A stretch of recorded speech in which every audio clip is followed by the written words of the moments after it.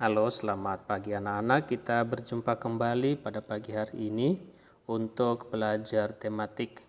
Nah, pada pagi hari ini Pak Guru berharap anak-anak kami sekalian tetap dalam keadaan sehat dan juga tetap semangat belajar. Pada pagi hari ini kita belajar tema 2, subtema 3 pembelajaran yang kedua.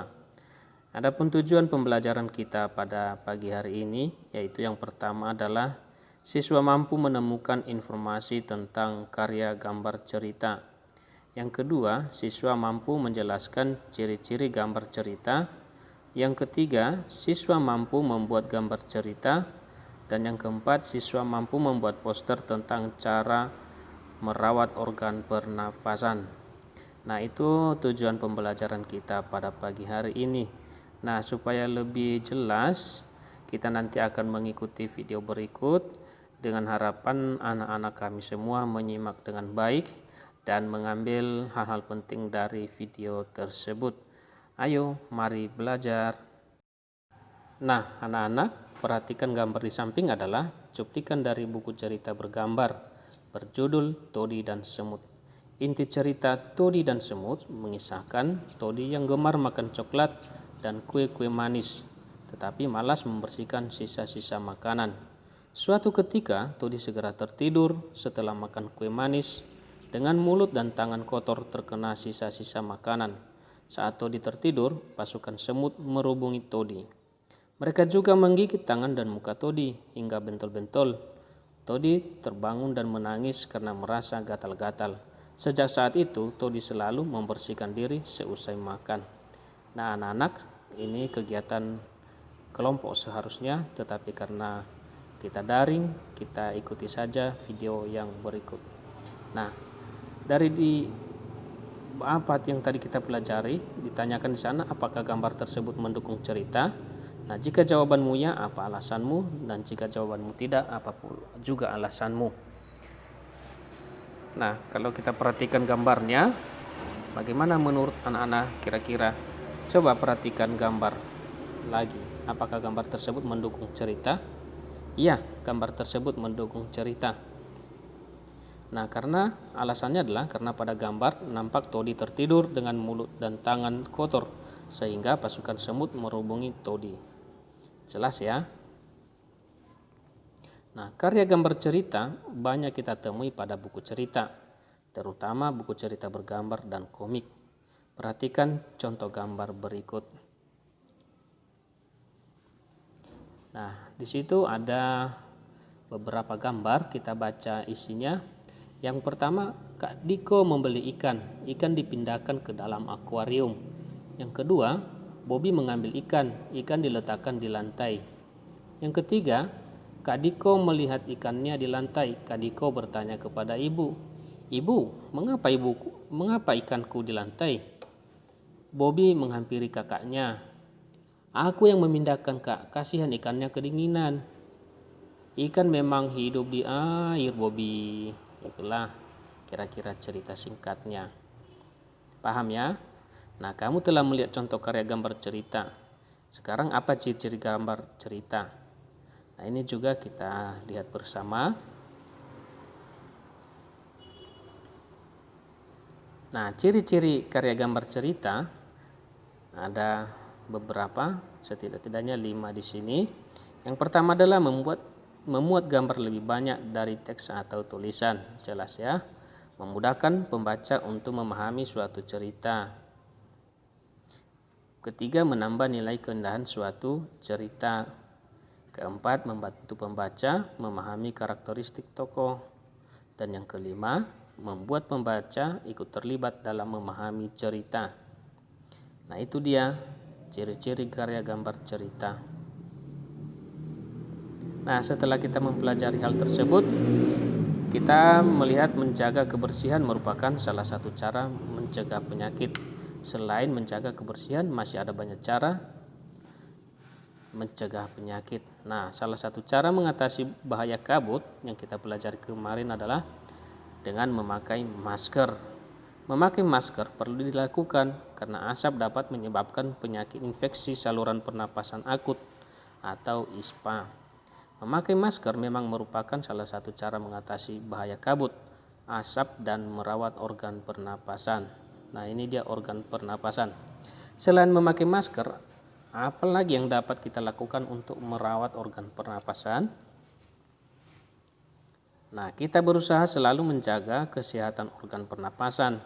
Saat sakit, kita perlu segera berobat. Namun, kita juga dapat mencegah penyakit pada sistem pernapasan dengan memelihara organ pernapasan. Nah, berikut cara-cara memelihara organ pernapasan. Menjaga kesehatan organ pernapasan. 1. Yaitu menjaga kesehatan organ pernapasan. 2. Menghindari zat-zat merusak organ pernapasan. 3. Merawat organ pernapasan. Dan 4. Menjaga kesehatan lingkungan sekitar. Nah, kira-kira penjelasannya sebagai berikut. Yang pertama, menjaga kesehatan organ pernapasan itu bisa dilakukan dengan makan makanan bergizi agar daya tahan tubuh terjaga baik. Berikutnya, berolahraga teratur supaya alat-alat pernapasan terlatih dan dapat bekerja dengan baik. Berikutnya, istirahat yang cukup. Dan berikutnya, posisi tidur benar atau miring ke kanan dan jangan telungkup. Yang kedua, menghindari zat-zat yang masuk merusak organ pernapasan. Caranya yaitu tidak merokok dan menghindari paparan asap rokok karena banyak mengandung racun atau zat-zat nikotin. Berikutnya, menggunakan masker saat berada di lingkungan kotor atau sekarang di ruang terbuka. Ketiga, mengurangi konsumsi makanan dan minuman dingin karena jaringan paru-paru sensitif terhadap dingin. Dan keempat, menghindari makanan dan minuman mengandung banyak gula dan bahan kimia karena dapat merangsang lendir pada paru-paru. Yang ketiga, merawat organ pernapasan. Membersihkan rongga hidung secara teratur, yaitu bulu halus dan rambut hidung berfungsi menyaring kotoran. Nah, karena dia menyaring, maka harus dibersihkan. Kedua, memeriksa kesehatan pernapasan secara teratur ke dokter.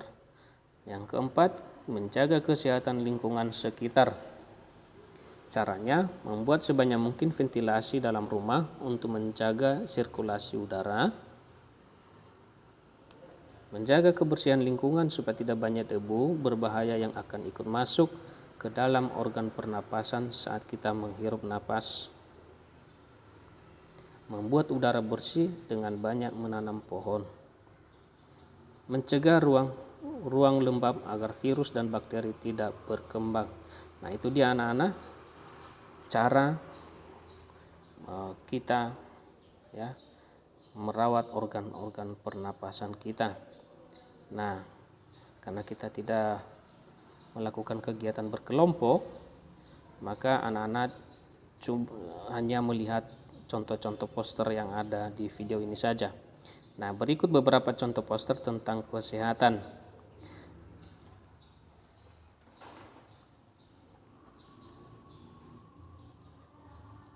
Nah, lihat gambar tangan itu. Di gambar tangan itu ada gambar kuman-kuman, di telapak tangannya ada tulisan kuman, ya, itu adalah tangan yang kotor. Nah, ada tulisan di situ, nggak mau kan tanganmu jadi sarang kuman? Cuci tanganmu pakai sabun, biar kumannya nggak nempel lagi. Nah, ini adalah contoh poster. Nah, isi poster itu memberikan edukasi untuk masyarakat. Nah, lihat iklan yang kedua. Demam berdarah 3M, artinya membasmi demam berdarah ini dengan cara menguras tempat penampungan air, lihat gambar, mengubur barang bekas, lihat gambar, dan menutup tempat penampungan air. Nah, dia di sini tidak hanya berbicara tentang cara, tetapi ditunjukkan dengan gambar. Nah, ini adalah kelebihan dari poster. Nah, anak-anak, kedua poster ini sudah kita perlihat dan mudah-mudahan menginspirasi anak-anak untuk belajar di rumah. Nah, itu saja yang bisa Pak Guru sampaikan pada pagi hari ini. Untuk penugasan tidak ada hari ini karena masih banyak menumpuk tugas-tugas yang belum Pak Guru koreksi. Terima kasih, selamat pagi.